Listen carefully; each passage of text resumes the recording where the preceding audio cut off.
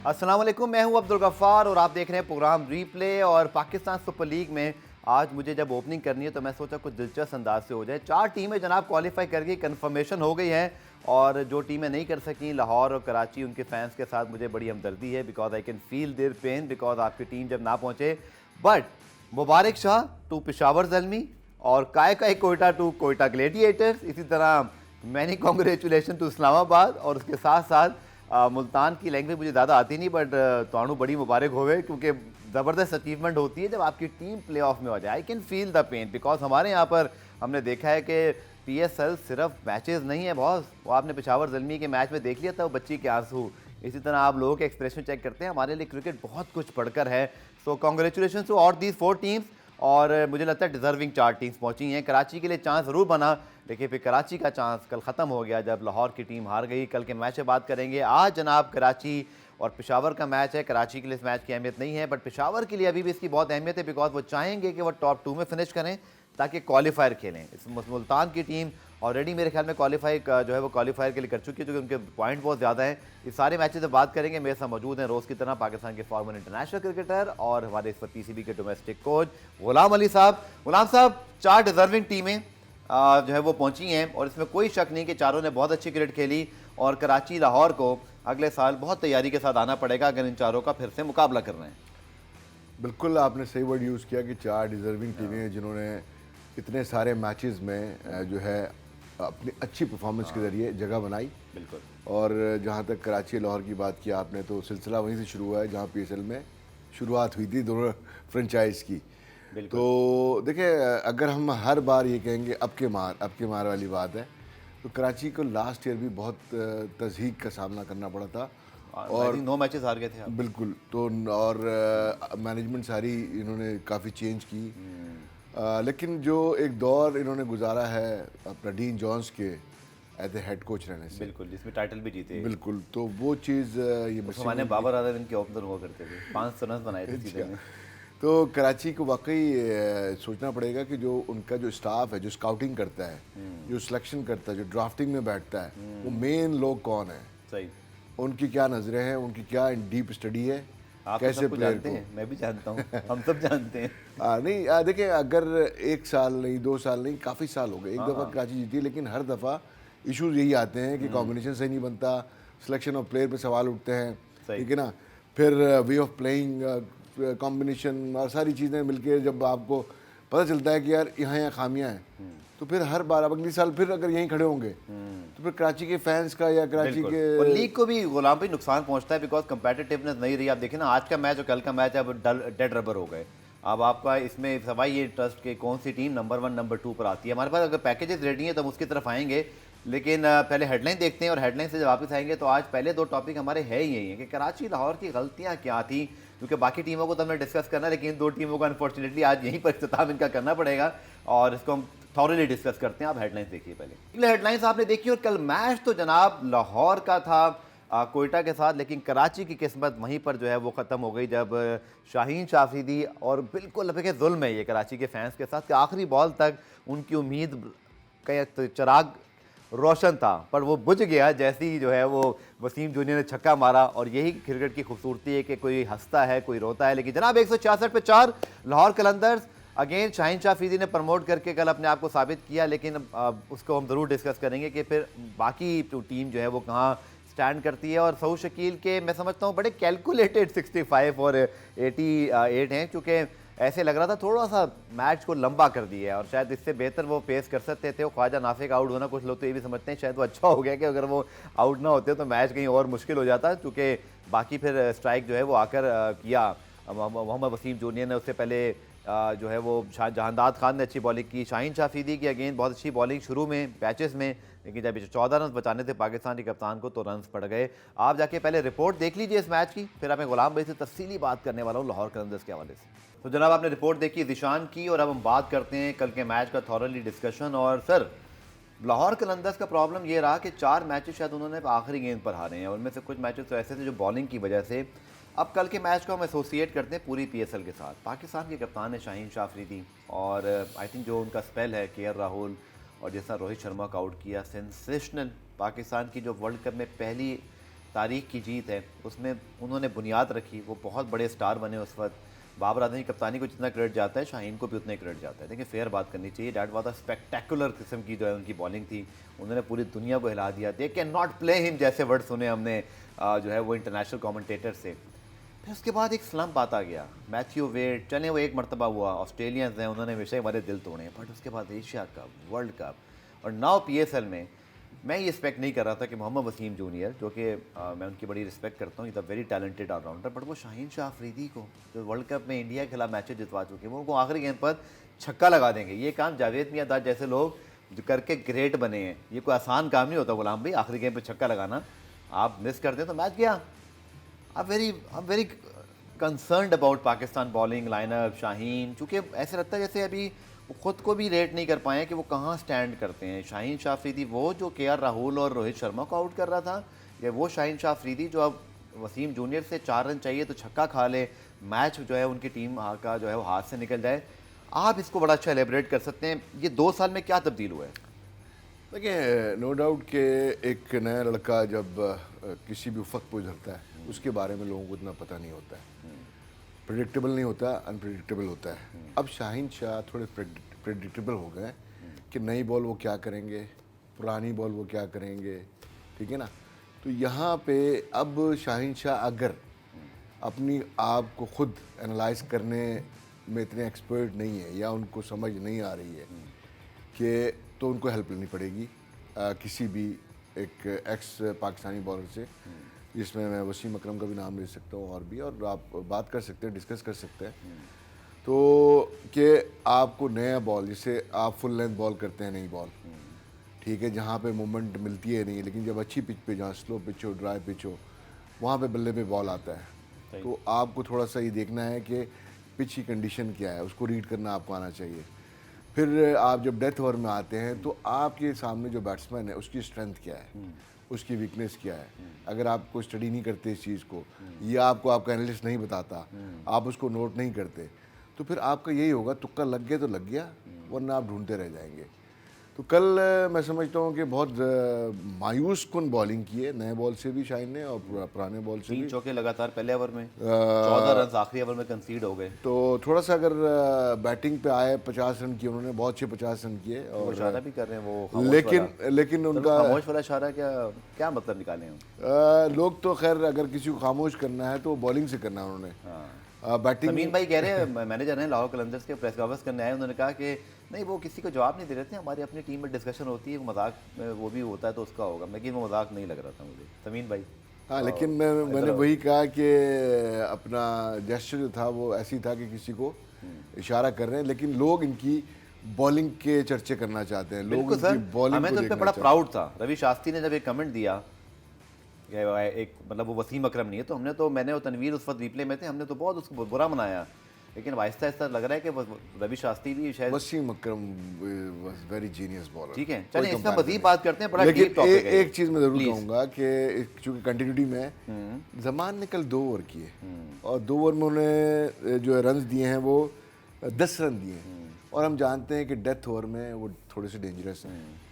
तो वाइश Zaman Khan last over नहीं किया, सब कुछ खुद करना चाह रहे हैं, लोड ज़्यादा ले रहे हैं अपने ऊपर, उस वक्त जब से थोड़ा सा अभी इंजरी से वापस आए हैं, बैटिंग भी, बॉलिंग भी, फिर कप्तानी भी, फिर पाकिस्तानी कप्तानी भी उनको मिल गई। और मैं गुलाम भाई से ज़रूर पूछूंगा इस ब्रेक के बाद वापस आकर कि क्या पाकिस्तान की कप्तानी, जो कि एक बहुत मुश्किल काम है, वो भी उनको मिली है, वर्ल्ड कप भी सर पर है, तो क्या इसने भी शाहीन की बॉलिंग को कहीं ना कहीं मुतासर किया? चूँकि हमने देखा कि बहुत सारे ग्रेट प्लेयर मार्जी में, चाहे वो ब्रायन लारा हो, सचिन तेंदुलकर हो, उनकी परफॉर्मेंस मुतासिर हुई है कप्तानी से, और फिर वो जब छोड़ी उन्होंने तो और बेहतर प्लेयर हो गए।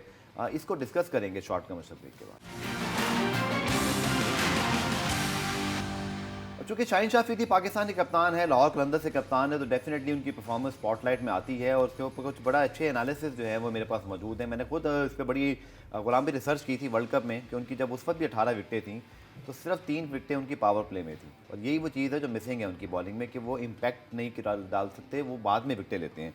हमारे दोस्त हैं अजीम, जर्नलिस्ट हैं, आज के ब्रॉडकास्टर्स के वाबस्ते हैं, उन्होंने बड़ा अच्छा एक ब्रेकअप जो है पूरा निकाला है। उन्होंने कहा कि पहले वो 17 बॉल्स के बाद विकेट लेते थे, अब वो 15 बॉल्स के बाद जो है विकेट ले रहे हैं। कि प्रॉब्लम ये है कि उनका जो मतलब जो एक कहते हैं ना इम्पैक्ट है as a new ball bowler वो बहुत कम हुआ है, उनकी पावर प्ले में विकटें बहुत कम हो गई हैं। और मैं इसकी डिटेल साथ साथ पढ़ भी देता हूँ आपको।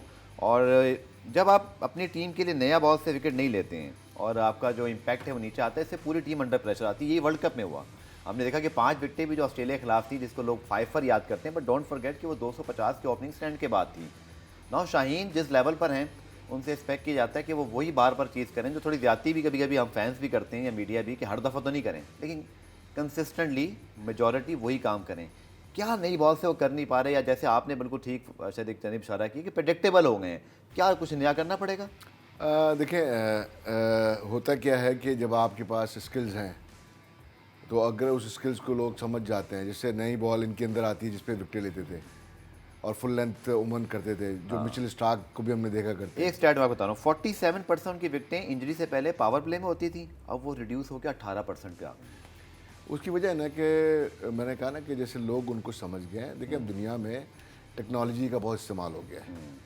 आप किसी भी बॉलर का आप उसकी स्ट्रेंथ और वीकनेस को देखना चाहें तो आराम से आप देख सकते हैं, अगर आप कीन हैं अपने खेल को लेकर के। तो जितने भी दुनिया के मैं समझता हूँ ओपनर हैं या जो इस वक्त टॉप क्रिकेट खेल रहे हैं ओपनर, उनको पता है शाहिन शाह अफरीदी ने शुरू के 2 ओवर में करना क्या है।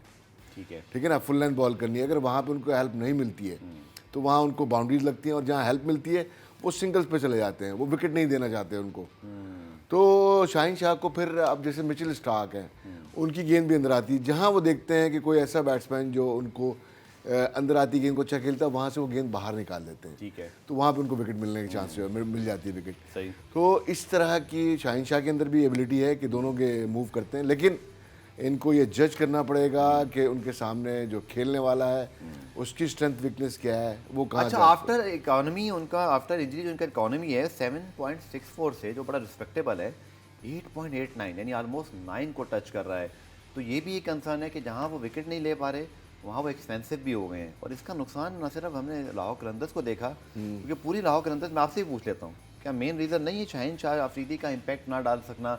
बाकी टीम पे भी जिम्मेदारी आई होती है, फ़खर जमान कुछ नहीं कर सके बिल्कुल। इसी तरह अगर आप देखें तो डेविड वीज़ा की injury, it was a major concern, क्योंकि पहले 2 मैचेस के बाद वो खेले नहीं, उनका बैलेंस वो बनाते हैं। Along with Shaheen Shah Afridi factor, क्या रीज़न है कि लाहौर कलंदर्स 2 मरतबा का चैम्पियन, इनविंसिबल, राशिद खान के जाती वो टीम बिल्कुल बिखर गई? बिल्कुल बिखर गई। और जो इनके मेन पाकिस्तान के हमारे जो बॉलर्स हैं, जो फ्रंट लाइन बॉलर हैं, वो लाहौर कलंदर के पास है। जहाँ क्रेडिट जाता है लाहौर कलंदर को कि उन्होंने ऐसे बॉलर डेवलप करके दिए पाकिस्तान को, वहाँ पे मैं समझता हूँ कि अब जब बच्चे बड़े हो जाते हैं तो उनको समझाने वाला को फिर दूसरा होता है, क्योंकि बच्चे जो घर की मुर्गी दाल बराबर। तो आपको देखें जो एटीट्यूड है, अगर आप हारिस रऊफ का एटीट्यूड देखें, शाहीन का एटीट्यूड देखें, ठीक है ना, इसी तरह हम थोड़ा थोड़ा नसीम शाह का भी अगर एटीट्यूड दे देंगे, जो पाकिस्तान के बिना इतनी बड़ी परफॉर्मेंस के स्टार बन गए, थोड़ा सा इनको एटीट्यूड अपना ठीक करना पड़ेगा towards game, towards bowling, towards in field and out field. मिसाल दे सकते हैं रिजवान और वो बाबर जैसे प्लेयर्स की, जो इंटरनेशनल स्टार्स ICC अवार्ड्स भी जीते, बट मैंने उनको किसी कंट्रोवर्सी में नहीं देखा। देखिए, जब खेल से और बड़ा, अपने खेल को बेहतर करने की कोशिश में लगे हुए हैं। खेल से बड़ा कोई नहीं होता गफ्फार। बिल्कुल, आपको हमेशा खेल को बड़ा करना है। बिल्कुल। जब आप परफॉर्म नहीं करते, आपकी एक्सपेक्टेशन लोगों की मोस्ट आपसे बढ़ विकेट भी जाती दिखा देते हैं, उसमें शाहीन शाह अफरीदी मौजूद ज़रूर हैं, लेकिन बाकी प्लेयर्स जो मौजूद हैं उनकी टीमें आगे पहुंची, तो इट मीन्स के इम्पैक्ट नहीं था। मोस्ट विकेट गुलाम भी आ गई, उसामा मीर की 18 विकेटें, बट वो बहुत कीमती 18 विकेटें, हर जगह ब्रेक थ्रू देते रहे। मोहम्मद अली की 16 विकेटों में कमाल है। अबरार ने बड़ा इम्पैक्ट डाला, की मोमेंट्स विकेट ली। शाहीन की मुझे कुछ विकेटें याद आ रही हैं, बट वो अकील हुसैन की हैट्रिक की तरह, अबरार की वो जो बाबर को, टॉम कोलो कैडमर को एक ओवर में आउट किया था, हम लाइव शो में थे। उसामा मीर ने जहाँ जहाँ मौका मिला बैट्समैनों को आउट किया, इवन बाबर आजम को भी उन्होंने बोल्ड किया मार खाने के बाद, तो उन्होंने रिवेंज लिया। तो शाहीन शाह अफरीदी से हम बेहतर रिस्पेक्ट करते हैं। मैं अगेन ये कह रहा हूँ कि हमारे स्टार हैं, परफॉर्मेंसेज दी हैं, वर्ल्ड कप जैसे इवेंट में भारत जैसी टीम को हराने में अहम किरदार अदा किया, इसलिए वो डिस्कस हो रहे हैं। कोई छोटा बॉलर नहीं है वो। देखिए, सीरियस मैटर पे इनको लेना पड़ेगा पाकिस्तान क्रिकेट बोर्ड को भी, और इनको खुद भी। इनकी काउंसलिंग बहुत ज़रूरी है, इनकी बॉलिंग की पूरी रीअसेसमेंट ज़रूरी है। ठीक है, इनको नए स्ट्रैटेजीज बनाने सर पड़ेंगे। जो कप्तान वो बन गए, जो दोहरी जिम्मेदारी उन पर आयद हो गई, इसने भी कुछ डाला है, चूँकि रजायत तो यही कह रहे हैं। देखें, डेफिनेटली कप्तान बने, और हालांकि सीरीज तो अभी एक खेली है, लेकिन मैं अभी के इम्पैक्ट की बात कर रहा हूँ। एज ए कैप्टन अच्छा भी किया लाहौर कलंदर के लिए। हाँ, ठीक है ना, उस पर अच्छा कर रहे थे, लेकिन जब बाद में लेकिन अब यही होता है कि जब लीडरशिप से परफॉर्मेंस नहीं हो और लीडरशिप को ऐसा लग रहा है कि वो उनकी लर्निंग बहुत स्लो हो गई है, इट मीन्स कि वो अपनी गेम को टाइम नहीं दे कैन रहे ही हैं। Bounce back next year like he did in the previous 2 year बिल्कुल, सीजन? क्योंकि जब हमने खुल की तारीफ की थी, जब ये लोग बहुत अच्छा खेलते थे, हम लोग तारीफ करते थे। देखिए, और जब अब पाकिस्तान के जो ये कप्तान है, आप पाकिस्तान के मेन बॉलर हैं, तो अंदर से हमारा फैन वाला जो एक एलिमेंट है वो ये कहता है कि हमें थोड़ा सा पहले से तशवीश है कि वर्ल्ड कप में क्या होगा। बिल्कुल पोटेंशियल जहाँ होता है ना किसी भी प्लेयर में, वो कम बैक कर सकता है, लेकिन उसको सीरियस होना पड़ता है टुवर्ड्स अपने गेम पहले है ना। बिल्कुल चाहिए, बिल्कुल 100%। आपकी गेम अगर नीचे जाएगी तो आपको सिर्फ नुकसान नहीं होगा, आपके जो चाहने वाले हैं, आपकी कंट्री है, आपकी टीम है, आपकी फैमिली, सब इफेक्ट होते हैं। ठीक है। ठीक है ना, तो ये आपको देखना है कि आप यंग हैं अभी, एनर्जेटिक हैं, ठीक है लॉट ना। Of cricket left. हम अगर जो लेजेंड बॉलर्स उनको देखते हैं तो उनकी 600 विकेटें हैं टेस्ट क्रिकेट में, 500 विकेटें हैं, इतना लंबा कैरियर है। आपका भी कैरियर शुरू हुआ है लेकिन आपकी परफॉर्मेंसेस नहीं है, लेकिन टुवर्ड्स गेम, देखिए मैं नहीं कह रहा हूँ कि आप कैसे किस कैरेक्टर के मालिक हैं क्या है, लेकिन टुवर्ड्स गेम इनकी वो सीरियसनेस है। नज़र नहीं आ रही, फोकस, नहीं आ रही। एटीट्यूड जो है वो हमें देखना पड़ेगा, क्योंकि ये बहुत मैटर करता है। ग्रेट प्लेयर्स को हमने हमेशा इसी तरह देखा, चाहे वो मादी के जितने हमारे अपने स्टार हों या वो उनके खेल की जानिब उनका जो एक वो अमूमी जो उनका जो एक झुकाव है, जो उनके जज्बात हैं या जो उनका एक डेस्परेशन है, वो अलग लेवल पे दिखाई देता है। डेडिकेशन भी उसमें शामिल रही। और हमें ब्रेक शामिल करते हैं, ब्रेक से जब वापस आएंगे जी तो अब टॉप 2 की रेस ऑन हो गई है। 4 वो टीमें, उन पे बल्कि बात करेंगे। पहले कराची की थोड़ी बात करके फिर हम उन टीमों पे जाएंगे शॉर्ट कमर्शियल ब्रेक के बाद। तो जनाब कल जब शाहीन शाह अफरीदी गेंद कर रहे थे वसीम जूनियर को, तो पूरा कराची किंग का स्टाफ, मैनेजमेंट, टीम यकीन तो पर देख रहे होंगे और दिल टूट गया तड़क करके बोली बात है। और वो छक्का क्या लगा, कराची किंग उसी पर टूर्नामेंट से बाहर हो गया। Now comes to Karachi Kings. कल के मैच पे अब क्या ही बात करें, क्योंकि अभी तो हम 4 बड़ी टीमों की हम बात करेंगे। कराची किंग की सर क्या गलती हैं, क्योंकि अगर आप अपनी किस्मत अपने हाथ नहीं रखेंगे तो ऐसा होता है, कभी कभी किस्मत साथ देती है। अगर छक्का ना लगता तो शायद आज कराची पेशावर के मैच में तूफान मचा होता, लेकिन अब जाहिर बात है कि सिचुएशन बिल्कुल तब्दील हो गई। जनाब कंफर्मेशन 12 पॉइंट के साथ मुल्तान सुल्तान, और इसी तरह 10 मैचेस में जो है वो 11 पॉइंट के साथ इस्लामाबाद ऊपर है। अब रेस ये बाकी है गुलाम भाई कि टॉप 2 में कौन आता है, क्योंकि टॉप 2 का मतलब है क्वालिफायर खेलेंगे। कराची किंग्स जनाब रह गया कन्नौ से, 8 पॉइंट है उनके। आज का मैच जीत भी गए तो 10 पॉइंट होंगे। तो वो जो 1 पॉइंट आपको याद है वो बारिश वाले सर, वो काम आ गए पेशावर और इस्लामाबाद के यहाँ पर, चूँकि शायद वरना टेंशन 10-10 पॉइंट पे आज होती वो, बल्कि आज जिक्र कर ही दीजिए। और क्रूशल वाज दैट बारिश, क्योंकि उसमें जो जिसको पॉइंट मिला और जिसको नहीं मिला, उन दोनों को इसका बड़ा मेजर इम्पैक्ट हुआ है सर। खासतौर पर मुझे अब याद नहीं करा उन 4 टीमों में कराची थी कि नहीं थी, बट पेशावर और इस्लामाबाद ज़रूर थे, नहीं कम से कम, और लाहौर भी था उसमें। कम से कम एक टीम का तो अगर वो पॉइंट नहीं मिलता तो 10 पॉइंट पे खड़े होते तो कराची की होप होती। बिल्कुल आप सही कह रहे हैं। वो जो बारिश हुई उसका भी नुकसान हो गया कराची। कराची का अगर हम देखें तो ओवरसीज प्लेयर का परफॉर्म ना करना, कैरन पोलार्ड के बीच में चले जाना, अगर एक आध मैच और जिता देते शायद पोजीशन क्लियर होती। सही। फिर लोकल प्लेयर का जो है अगर मैं देखता हूँ सही कॉम्बिनेशन ना बनना, कैप्टन का परफॉर्म ना करना, बॉलिंग कॉम्बिनेशन अच्छा ना होना, बहुत सारे मेजर चीज़ें हैं जो इस टीम की शटल नहीं नज़र आई हमें। ऑल दो के अभी तक वो रेस में थे, लेकिन अगर ओवरऑल जो क्रिकेट खेली उन्होंने वो क्रिकेट ऐसी नहीं है। तो आपको ये देखना पड़ेगा जो ओवरसीज़ प्लेयर आप साइन अप कर रहे हैं वो एशिया में वो किस टाइप का प्लेयर है, उसकी स्ट्रेंथ क्या है, स्लो विकेट पे स्पिनर्स को या स्लो विकेट पे कैसा खेलता है, उसकी कंसिस्टेंसी कैसी है, पावर कितनी है, इम्प्रोवाइज़र कैसा है, और टीम को कैसे कैरी करता है। तो आपको बहुत पूरे साल होमवर्क करना पड़ता है, अचानक से नहीं होता है कि आपने उठाया और आपने। सर विकी आर्थर रहे, फिर मुझे याद है डीन जोन्स आए, उसके बाद फिर फिल सिमंस आए लास्ट ईयर, मुझे नहीं याद कौन है, और फिर मसरूर उनके साथ वाबस्ता हैं। तो बहुत चेंजेस भी हुए हैं। अगर आप देखें लाहौर कलंदर 2 टाइटल जीते हैं, बट आकिब जावेद शायद पहले दूसरे सीज़न के बाद आ गए थे। मोहम्मद अकरम, मोइन खान, इसी तरह अगर आप देखें तो इस्लामाबाद की टीम की मेजर जो कुछ उनके लोग हैं, रेहान वगैरह, वो टीम के साथ हैं। कराची में मैनेजमेंट में शफलिंग भी बहुत है। इसका क्या इम्पेक्ट होता है किसी टीम पर? अब आप बिल्कुल सही कह रहे हैं कि कोचिंग स्टाफ का चेंज होना बार बार, और आई डोंट नो कि ओनर्स का कितना इन्फ्लुएंस होता है प्लेयर सिलेक्शन में। हम देख रहे हैं जिन टीमों में ज़्यादा इन्फ्लुएंस नहीं है उन टीमों की कंसिस्टेंसी बहुत अच्छी परफॉर्मेंस की, लाइक इस्लामाबाद है सही और पेशावर है, ठीक है ना।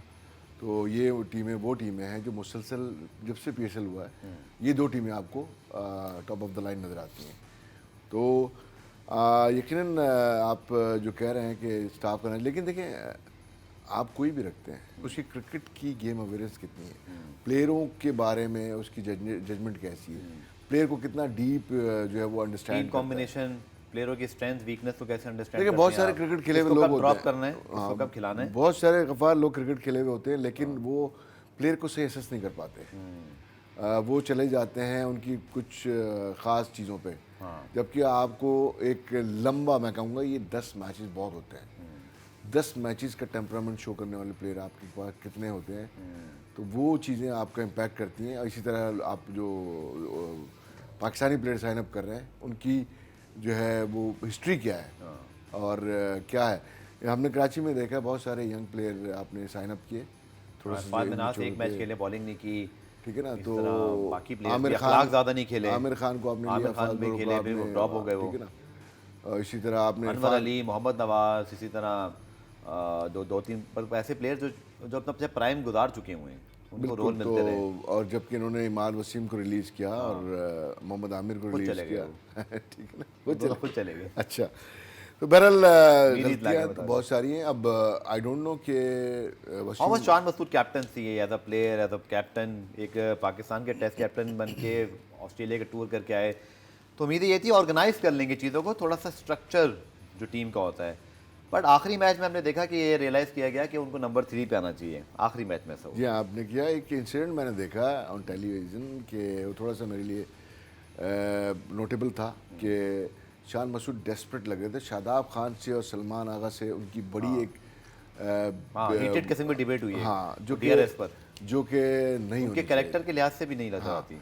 तो डेस्परेशन नज़र आई उनकी परफॉर्मेंस को लेके, टीम की परफॉर्मेंस को लेके, जो कि कल नसीम शाह ने जो पाँव मारा विकेटों पर, उन पे भी उनको भी फाइन हो गया। हाँ। तो अब मैंने ये सिकंदर रजा से मुझे हमदर्दी है, क्योंकि जो दो वाइड थी वो शायद बेचारे गलत नहीं थे वहाँ पर, लेकिन खेल के रूल्स है थी। मैंने कहा ना कि इनको अब कैरेक्टर बिल्डिंग की तरफ भी लेके आना पड़ेगा पाकिस्तान क्रिकेट बोर्ड को, कि ये कैरेक्टर बिल्डिंग कौन करेगा कैरेक्टर बिल्डिंग? कोई कोच करता है, चेयरमैन पीसीबी करता है, हम मीडिया करेंगे, फैंस करेंगे, एक्स क्रिकेटर्स, या जो आप डोमेस्टिक के सर कोच हैं। बल्कि आज तो मैं आप पे ऊपर भी ला रहा हूँ कि जब आप लोग डोमेस्टिक में हैं सर, तो आप लोग का भी कितना बड़ा रोल है, और इसमें आप समझते हैं कि हमें भी ये चीज़ें हम भी सीख रहे हैं, ऑब्जर्वेशन है हमारी। मेरा बहुत फोकस होता है कि जब तक आप किसी भी प्लेयर का उसके करैक्टर को जब तक असेस नहीं करते कि क्या हम उसको जाके, मैं खास तौर पर हम देखते हैं उसका पीछे बैकग्राउंड क्या है, किस बैकग्राउंड से बच्चा आ रहा है और क्या क्या चीज़ें हैं जो इसकी इम्प्रूव होनी है और क्या क्या चीज़ें इसकी अच्छी, वो हम नोट करते हैं। ठीक है, ठीक है ना, जिसको हम कहते हैं कि लाइफ स्टाइल में आती है। आपने भी सीखा है इस PSL से, जब वापस जाएंगे डोमेस्टिक में तो कुछ चीज़ें अब आप भी लिख रहे होंगे। बहुत सारे कि आप हर लम्हे सीखते हैं। हाँ, तो डेफिनेटली जो कुछ अपने आप से सीखते हैं, कुछ दूसरों से सीखते हैं। बिल्कुल, ज़्यादातर आप दूसरों से सीखते हैं। हाँ, कि अब उनको कैसे मैनेज करना है। कि जो गलतियां कर रहे होते हैं फिर आप उनको देख के आप कोशिश करते हैं आप वो गलतियां ना करें, तो दूसरे आपको ज़्यादा सिखाते हैं। और अगर आप में सीखने की चाह है तो मैं समझता हूँ कि कैरेक्टर बिल्डिंग जो है ये बहुत ज़रूरी है, क्योंकि उसका सारा गेम का इम्पैक्ट जो है ना आपकी उस पर आता है। अगर हम रिकी पॉन्टिंग को देखें, डेविड वार्नर को देखें, विराट कोहली को देखें, स्टीव, तो ये लोग अगर हाँ, शुरू में इनका जो एक मतलब वसीम बकार आज तक ये कहते हैं, ग्रेट वसीम भाई हैं, बकार भाई उनको मैं कहता हूँ, बड़े इज्जत से हम उनका नाम लेते हैं। उन्होंने कहा जी हमारी राइवलरी बहुत खतरनाक थी, बट हम ग्राउंड में एक दूसरे को जो है ना, हम बोलते थे कि मैं इसको पीछे छोड़ूंगा, मैं इसको पीछे छोड़ूंगा परफॉर्मेंस से, इसलिए नहीं कि मैं एटीट्यूड दिखाऊंगा। सलीम मलिक उस वक्त बड़े अच्छे कैप्टन रेट किए जाते थे, वो इन दोनों को इस्तेमाल करते थे। ये बड़ी कहानियाँ मशहूर हैं, वो उसको कहते थे यार वो कह रहा है मैं तो ये कर दूंगा, वो कहते थे ये, और ग्राउंड में वो। अच्छा, एक और चीज़, ये बात मुझे एक इंडियन जर्नलिस्ट ने बोली थी कि आपके जो प्लेयर्स हैं दे बिकम टू सॉफ्ट। वो जो तस्वीर हमारी होती हैं, वो जो सेल्फीज लेते हैं हम इंडियन प्लेयर्स को जाके खुद मुसाफे करते हैं, अच्छी बात है, लेकिन ऑन फील्ड भी मुझे वो हंगरनेस और वो एटीट्यूड नज़र नहीं आ रहा जो एक फास्ट बॉलर का या जो इंटरनेशनल क्रिकेटर्स के अंदर ना गुस्सा होता है। मुझे उन्होंने कहा, मैंने कहा शायद अभी वो बहुत सीनियर है Virat Kohli, Rohit Sharma, but actually he was right. मुझे याद है जब सचिन तेंदुलकर या वसीम अकरम का सामना होता था, कभी कोई हाथ मिलाना या कोई बहुत ज़्यादा स्वीट मोमेंट्स हमने नहीं देखे। दैट आई आल्सो ऑब्जर्व कि मुझे लगता है कि थोड़ा सा वो जो आप हंगरनेस, एटीट्यूड, वो जो एक फास्ट बॉलर, ठीक है मैं नहीं कह रहा कि आप विकेटों पे पाँव मार दें, वो विकेटें गिराएं ज़रूर। देखिए मैंने तो खैर इनके साथ टाइम काफ़ी गुजारा, तो हम ऑन फील्ड और ऑफ फील्ड कैरेक्टर बिल्डिंग में हम क्या कहते हैं कि ऑन फील्ड जो आपकी जहाँ पे मुकाबला है वहाँ आपने किस तरह के एटीट्यूड से रहना है, और ऑफ द फील्ड जब आपका जहाँ पे आपने मिलना है जुलना है, बहुत सारी तकरीबात होती हैं और आप एक नेशन को, वो तो हमारी बहुत अच्छी हो रही हैं, ऑन फील्ड क्यों नहीं आ रही सर? नहीं, मुझे लगता है कि on field end of the field दोनों जगह प्रॉब्लम आ रही है, क्योंकि बहुत सच बोल रहे हैं आप। सोशल मीडिया, बहुत सच बोल रहे हैं। देखिए सोशल मीडिया का इस्तेमाल अगर आप कर रहे हैं और वो भी आपको थोड़ा सा डिस्ट्रैक्ट करता है, बहुत सारी चीज़ें डिस्ट्रैक्ट करती हैं। तो अगर हम अपने जो स्टार प्लेयर उनको देखें, जब वो थोड़ा डाउन होते हैं, उनसे एक आध परफॉर्मेंस जो आती है तो उनका एटीट्यूड क्या हो जाता है, मैसेज कैसे देना चाहते हैं। आपने अभी नाम लिया हसन अली का भी, बीच में कई इश्यूज आए थे इसी तरह, राइज हुआ उनका, फिर वहाँ ठहर गए वो। बिल्कुल। आप अगर एक हिस्ट्री हमारी अगर पिछले गुज़िश्ता कुछ सालों में देखें तो जो प्लेयर जिनका थोड़ा नाम बन आरिस जाता रऊफ है, भी मिसाल है, बिल्कुल, पोटेंशियल लगे वो 150 प्लस है, लेकिन जब तक आप अपने ऊपर काम नहीं करेंगे एज ए ह्यूमन बीइंग, आप अपने ऊपर को काम नहीं करेंगे कि आपको कहाँ पे किस तरह का बिहेव करना है, आप कितने काइंड हार्टेड हो, आपके खेल पे वो इम्पैक्ट नहीं आएगा जो आना ठीक है। चाहिए। चलिए मैं आज के मैच में बात करूंगा ब्रेक के बाद, लेकिन कराची लाहौर को कमबैक करने के लिए अब सीज़न से पहले बहुत कुछ करना पड़ेगा। सीज़न के अंदर ये बातें नहीं चलेंगी, बहुत कुछ सोचना है उनकी मैनेजमेंट को। आप सही कह रहे हैं, अब टाइम तो इनके पास है, लेकिन बार बार गलतियां। अब एक आप हम ऑर्गेनाइजेशन में सॉफ्ट कोर्सेज करते हैं, शॉर्ट कोर्सेज करते हैं, प्रॉब्लम फाइंडिंग एंड सॉल्विंग, बिल्कुल बहुत सारे कोर्सेज हैं। या तो वो कोर्स कराया जाए इन लोगों को कि प्रॉब्लम कहाँ है, उसको सॉल्व कैसे करना है, किस स्टेज पे जाके आपका प्रॉब्लम सॉल्व होगा। क्योंकि ये एक ऑर्गेनाइजेशन, जितनी भी फ्रेंचाइज हैं, ये लाइक एक ऑर्गेनाइजेशन है ये। तो आपको जो स्किल्स जो एक आपको डेवलप करनी होती है, या तो आप ऐसे टीचर हायर करें जो इनको वो कोर्सेज कराएं, वो आपको बहुत हेल्प आउट करती हैं। आप किसी भी लेवल पे काम कर रहे हैं, अगर आपको एजुकेट नहीं किया जा रहा या आप एजुकेट खुद को नहीं कर पा रहे हैं, तो आपके नताइज में तसलसल नहीं होता, अच्छे नताइज में। चले हमने कोशिश की, चूंकि अब आगे चल के हमें सारी टीमों में बात करनी जो क्वालिफाई करगी, जो दो टीमें नहीं की उन पर डीप एनालिसिस करें, उनके फैंस को पता चलना चाहिए क्या गलत हुआ और क्या आगे ठीक होने की ज़रूरत है। पूरा में ब्रेक शामिल करते हैं, ब्रेक से जब वापस आएंगे तो कराची और पेशावर का मैच है, और यकीन तौर पेशावर चाहेगा कि आज का मैच जीतकर वो टॉप 2 टीमों में आए, चूँकि फिर क्वालिफायर आप खेलते हैं। मिलते हैं शॉर्ट कमर्शियल ब्रेक के बाद। तो जनाब कोयटा ग्लेडिएटर्स के लिए बड़ी जीत थी, उनको उनका क्रेडिट तो हमने देना ही भूल गए, क्योंकि एक बड़े मैच में उन्होंने ना सिर्फ अच्छी बॉलिंग की बल्कि रन चेस भी बड़ी कैलकुलेटेड लेके चले। सऊद शकील ने बड़ी जिम्मेदाराना इनिंग खेली। अच्छी बात यह है कि ना सिर्फ मैच को उन्होंने लंबा किया बल्कि फिनिश करने में कामयाब रहे। गो कि मेरी थोड़ी सी इस पर ज़रूर डिस्कशन है कि शायद थोड़ा सा मुझे लगता है इससे फास्ट कर सकते थे, लेकिन उनका खुद कहना क्या था आइए आपको दिखा देते हैं। देखिए बहुत इंपॉर्टेंट गेम था, हमें भी आइडिया था कि आप जब इतना एंड तक टूर्नामेंट में आ जाते हैं तो कोशिश करते हैं कि आप पहले ही क्वालिफाई कर जाएं और लास्ट मैच तक नहीं लेके जाएं। थोड़ा सा टारगेट इतना बड़ा नहीं था, लेकिन पिच थोड़ा सा बॉलर को फेवर कर रहा था बीच में, तो उसकी वजह से गेम थोड़ा लंबा भी हो गया। लेकिन खुशी इस बात की है कि हमने लाइन क्रॉस की और जो है अच्छा गुलाम भी, आप भी चूंकि डोमेस्टिक कोच हैं, अब जब आपकी टीम प्लेऑफ में जाती है और आप उसके मेंबर होते हैं तो वो कॉन्फिडेंस आपके किसी यंग प्लेयर को कितना हेल्प आउट करता है। और जब आप एक ऐसी टीम में हो, चाहे बहुत अच्छे यंगस्टर हो, पर आपकी टीम बाहर हो जाए और आप लाइमलाइट से दूर हो जाएं, ये इसका कितना इम्पैक्ट होता है कैरियर्स के ऊपर। जैसे सऊद शकील ने कल जो कि पाकिस्तान टीम में भी आए हुए हैं, वर्ल्ड कप में भी अच्छा खेल के आए थे, ग्लिम्स दिखाए थे अपने, कल एक मेन मैच में खड़े रहे, मैच ख़त्म करने में भी कामयाब रहे, तो कितना इनके लिए एक इम्पॉर्टेंट फेज है इनके कैरियर का। देखिए हमेशा से जब एक टूर्नामेंट स्टार्ट होता है और उसके आप सेमीफाइनल में चले जाते हैं तो 4 टीमों पे दुनिया की नज़रें होती हैं। बिल्कुल, जो पूरे वर्ल्ड में जो क्रिकेट के फैंस होते हैं बिल्कुल। वो उन 4 टीमों पर फोकस कर होते हैं, और आपको भी पता होता है कि पूरी दुनिया में देख रही है।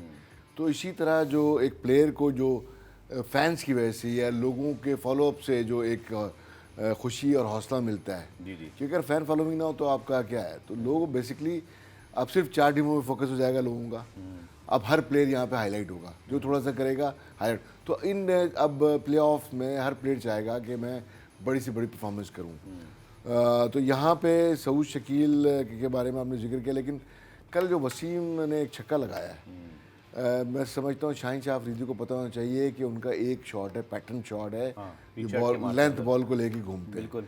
तो वहाँ पे उनका इवन यॉर्कर, शेन वॉटसन ने बताया कि मैंने उनको बताया कि आप अच्छी स्विंग करते हो तो आप अपना बैलेंस रख के वो हिट मारो। हाँ तो शेन यॉर्कर, वॉटसन को ये बात पता है, हाँ मैं भी कह रहा हूँ यॉर्कर वहाँ पे शाहीन शाह अगर करते वाइड ऑफ द नहीं, अगर विद इन द स्टंप भी करते हैं नहीं यॉर्कर, होना था, तो यॉर्कर पे क्रॉस लाइन खेलना इतना आसान नहीं होता है। क्योंकि यॉर्कर करने का सोचा नहीं था, ये कर नहीं पाए। नहीं, सऊद शकील को जो कि इम्प्रोवाइज करते हैं उनको यॉर्कर नहीं बनता था, हाँ ठीक है ना, वो जो कि उनको वो ट्राई प्लेस करते हैं। प्लेस करते हैं।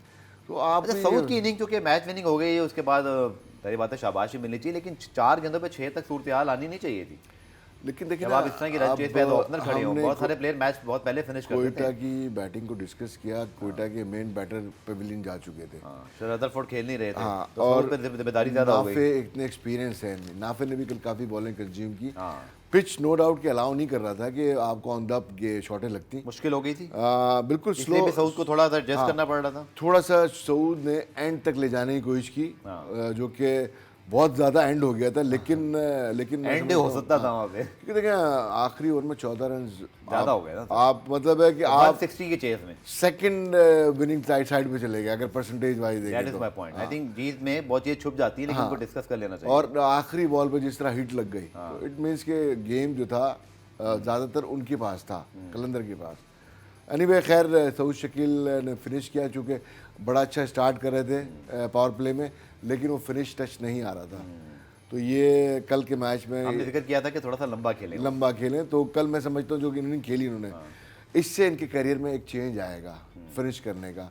खास तौर पे जो उन्होंने एक कैलकुलेटेड शॉट मारा सामने की तरफ शाहीन शाह शाहीन अफरीदी को को, बिल्कुल फील्ड आगे ली हुई थी, उन्होंने गेंद ऊपर से बिल्कुल टपा ऐसे दी, टाइम पे उमन पैनिक बटन दब जाता आपका है। दिमाग काम कर रहा था। हाँ, तो वो चीज़ जो थी मैं समझता हूँ इस तरह का फिनिश मैच जिताना आपके करियर में एक चेंज आता है, जो कि आपको काफ़ी हेल्प करता है। चले जी, अब कराची पेशावर के मैच की बात करते हैं। डेफिनेटली पेशावर के साथ बड़ा मोमेंटम है। कराची जिस तरह की हर सूरत हाल में मेरे ख्याल में बहुत ज़्यादा शोल्डर ड्रॉप हो गए होंगे, क्योंकि जब आप टूर्नामेंट से बाहर हो जाएं।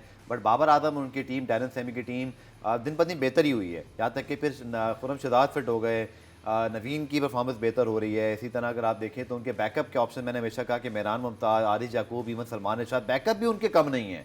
मतलब एक दूसरी टीम बन सकती है पूरी बैकअप से बाकी फ्रेंचाइज की। सो आई थिंक पेशावर, लेकिन अगेन आपकी वाली बात कि गेम से बड़ा कोई नहीं है। अगर आप वही चीज़ें अप्लाई करेंगे जो पहले से कर रहे हैं तो आप जीत सकते हैं। बट अगर आप थोड़ा सा, कोई भी टीम हो, मैं पेशावर की बात नहीं कर रहा, तो क्रिकेट आपको सबक सिखाती है। तो पेशावर ने यकीन तौर पर आज यही प्लान किया होगा कि हमने इस मैच को ऐसे ही खेलना है जैसे कि अभी हमने ये मैच जीत कर क्वालिफाई करना है। बहुत इंपॉर्टेंट मैच है मैं समझता हूँ पेशावर के लिए, क्योंकि पेशावर अगर ये मैच जीतता है तो पेशावर का टॉप 2 में आ जाएगा। हाँ, रन रेट अच्छा है, रन रेट भी 13 पॉइंट्स हो जाएंगे। हाँ, एज कोयटा माइनस में इस वक्त, बिल्कुल ये प्लस में है। बिल्कुल तो ये जब चाहेंगे तो कोयटा के चांसेस कम हो जाएंगे नंबर 2 आने के, बिल्कुल। अगर अगला आखिरी इवन मैच इस्लामाबाद के हाँ। भी। तो यहाँ पे मैं समझता हूँ कि क्योंकि पेशावर, देखिए इस्लामाबाद इस वक्त नंबर पॉइंट टेबल पे दिखाई देते हैं, इस वक्त 12 पॉइंट के साथ मुल्तान नंबर 1 पर है, लेकिन इवन मुल्तान भी पीछे हो सकता है। इस्लामाबाद का क्योंकि- कोई मैच नहीं है ना। हाँ, पेशावर का एक मैच है, लेकिन सर वो 13 हो जाएंगे ना उनके जी। और मुल्तान सुल्तान भी नीचे हो सकता है, क्योंकि कोयटा के भी 11 पॉइंट्स हैं। तो कोयटा के का मैच जीत कर पेशावर और कोयटा नंबर 2 1 हो सकते हैं, और इस्लामाबाद और मुल्तान नीचे आ सकते हैं। That is very interesting. Quetta के कितने 14 पॉइंट नहीं है? नहीं, कोयटा के जो है 11 पॉइंट्स हैं। कोयटा के जी जी, नहीं सॉरी, और मुल्तान के 12 पॉइंट्स है। दे लॉस्ट एक्चुअली 3 मैचेस, ये भी 3 मैच आ रहे हैं। ये तो मैं कह रहा हूँ कि बड़ी दिलचस्प सूरत हाल है कि मुल्तान जो कि 12 पॉइंट के साथ है, but they still can be relegate to number 3 या नंबर 4। तो अब ये एक अलग, अब ये नेक्स्ट लेवल की रेस हो गई है। तो पेशावर और कोयटा चाहेंगे जी अपने मैचेस जीते, 13-13 पॉइंट करें, लेकिन मुल्तान कल चाहेगा कि वो जीत के 14 कर लें। सो उनके पास ही मौका मौजूद है, कोयटा के पास मौका मौजूद है अभी। बिल्कुल। और मुल्तान के पास प्ले ऑफ में जगह आप नंबर 1 नंबर 2 होते तो आपको अगर हारते भी हैं पहला मैच तो उसके बाद एक चांस बचता है।